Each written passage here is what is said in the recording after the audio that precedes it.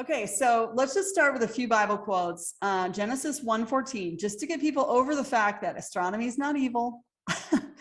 It literally says it all over the Bible. It says, and God said, let there be lights in the vault of the sky to separate the day from the night, and let them serve as signs to mark sacred times and days and years, and let them be lights in the vault of the sky to give light on the earth. And it was so. So again, they were created to give us signs and signals in heaven.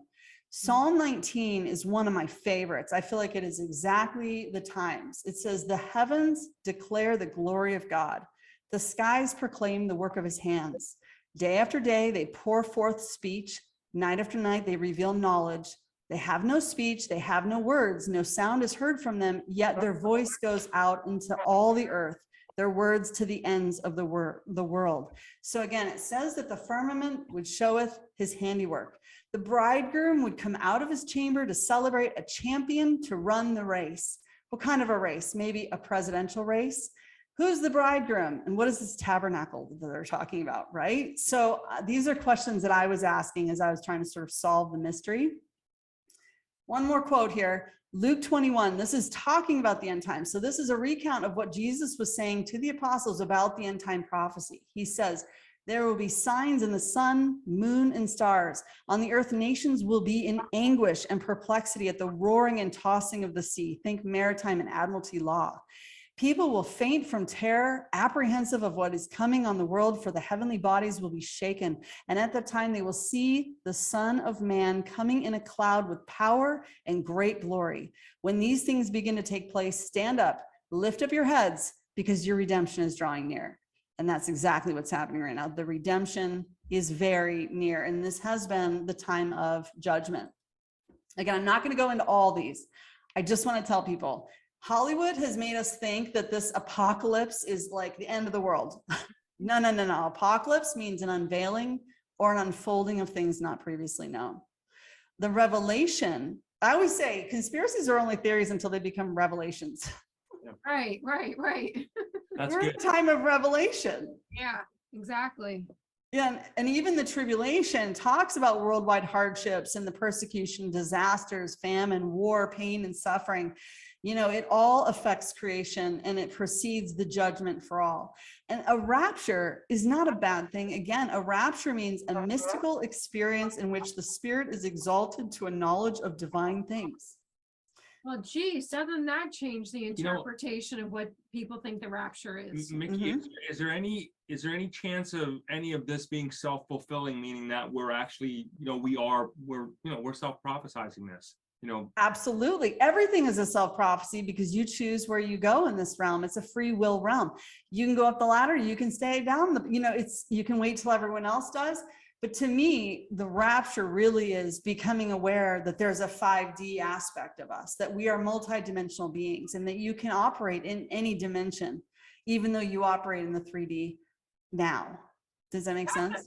That is the best interpretation of the rapture that I have heard yet. And I do. It's very good. And that was just great how you, and so simplistic how you did say that about how we can operate multidimensionally. Even though we're in a 3D, we can operate multidimensionally because there's this big sale of this big, event, if you would, or things that may happen in life that you have to go through before you can then get to like level up to a 5D, maybe the great escape of this planet, if you would, or whatever that may be, or great escape of consciousness. But that's not how you see it. Is that correct? I believe you're always in the 5D, 3D, and multiple dimension. Dimension just means perspective. So you're living in multiple dimensions. And if you choose to watch from the perspective of the 5D, where you do not have to operate through the soul, the mind, will, and emotion. So again, this is another way they kept us stuck. Not only do they use these words, but they make you think it's the body, mind, soul. It's not. It's the body, soul, spirit. So the soul is the mind, will, and emotion, the 666, and it's not a bad thing. It's just been controlled. In the spirit is the 5D. So in spirit is where you learn to see things outside of the mind. And then the temple, or the body temple, tells you the information you need to know to unwind the past. And all the secrets of the universe really are in that trinity, that I call it the body, the soul, the spirit. And if we understand that better, I think it would unlock so many doors for people. Agreed. I want to go a little bit deeper if I can with you on that one, because as we go through this, so you talked about the soul, 666, obviously 666 on a space surface. You said it's not a bad thing. Can you explain to us why, for people watching this right now, that when they initially hear the 666, they automatically think it's a bad thing, why you're interpreting it as not necessarily a bad thing? Well, there's nothing that's bad. It's just been manipulated and used against us, right? So you have the 666, which comes to 18, and the 369, which comes to 18. So it doesn't really matter how you look at it. It's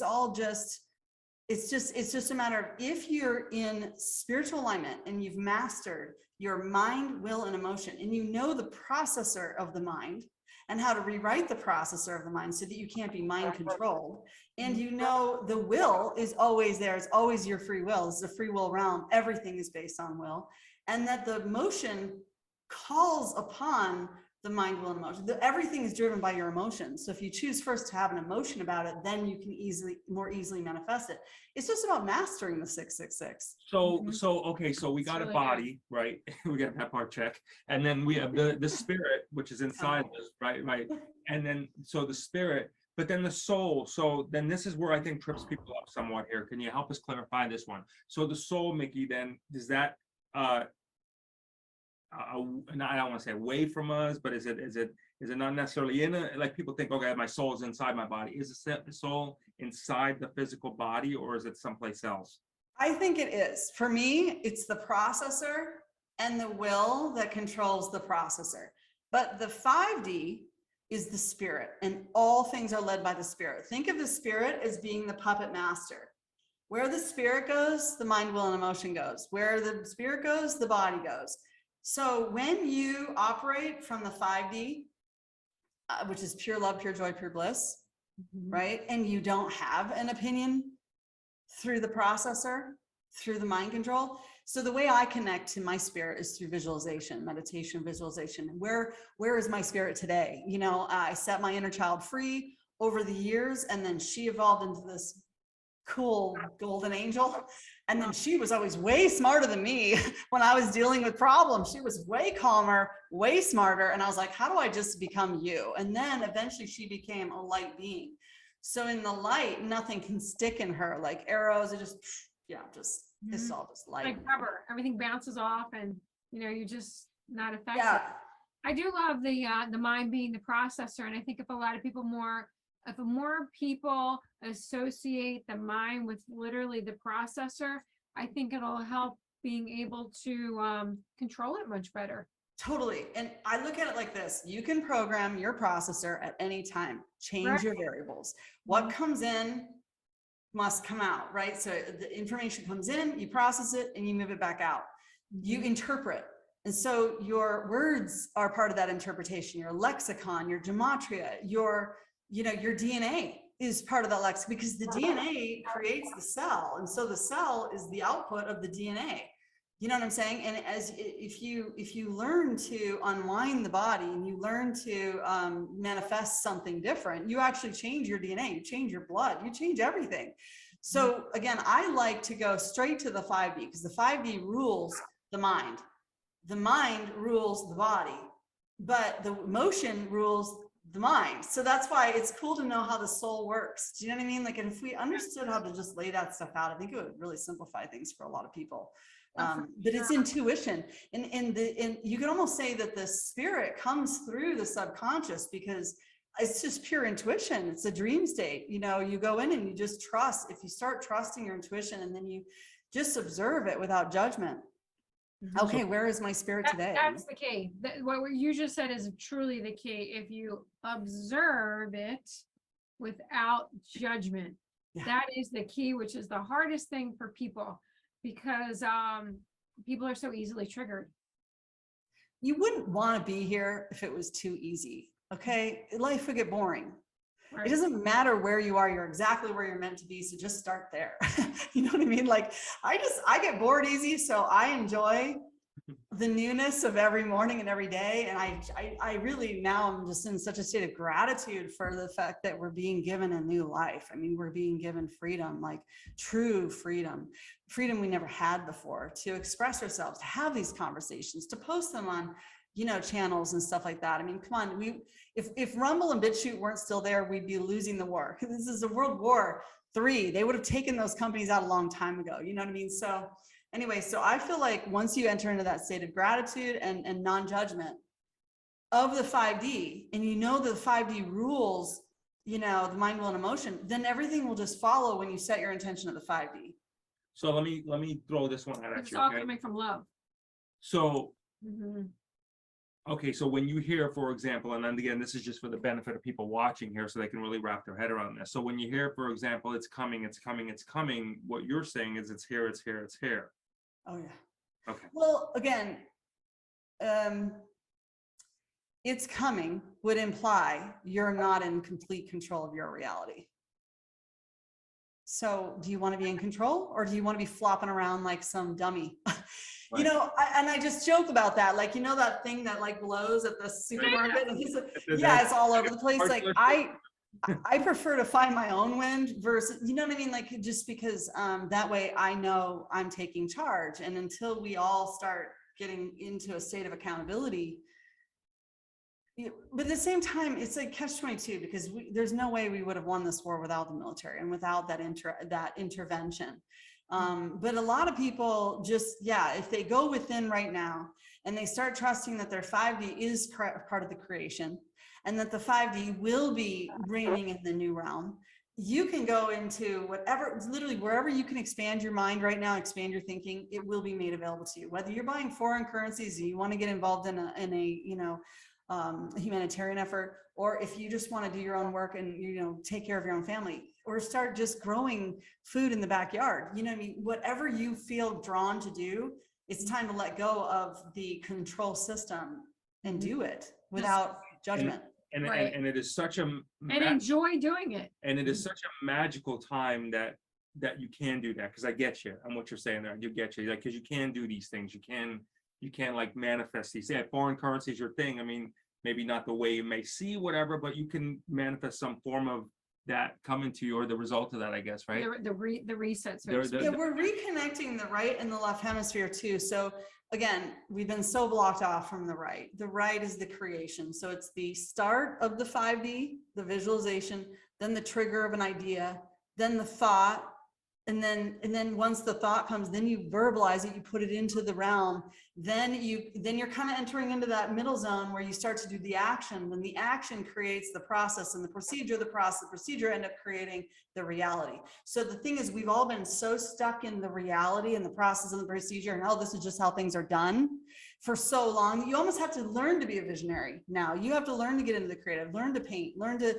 draw, open your mind to what's possible. So it's scary for those who are not visionaries, maybe. It's so interesting that you said that today, because I was thinking this today with the school systems, all of the school system.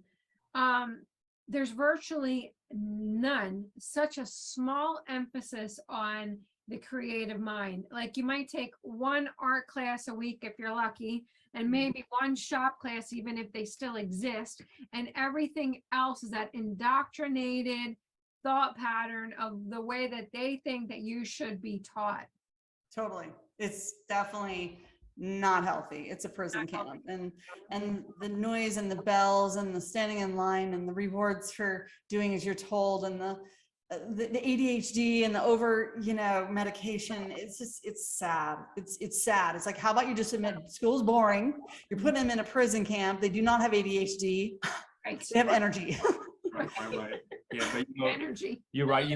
I tell you, it's interesting, because if I know more and more people. We've had some people on our show that are opening up these alternative schools, and maybe you manifest that these alternative schools become a normal now for people. You know what I mean? Versus like you got to kind of keep it underground. I want to get back to a couple of things you said, which if you could help clarity on, because I've never really clearly understood the definition of this myself.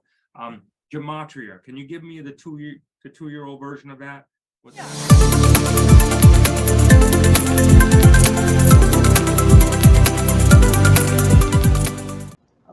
comes my daughter, Kelly Garvey. She says, excuse me. It's all right. She says to me, Mom, I'm feeling great. I got a direction in life. You got to do this. Follow me. So here comes Asia.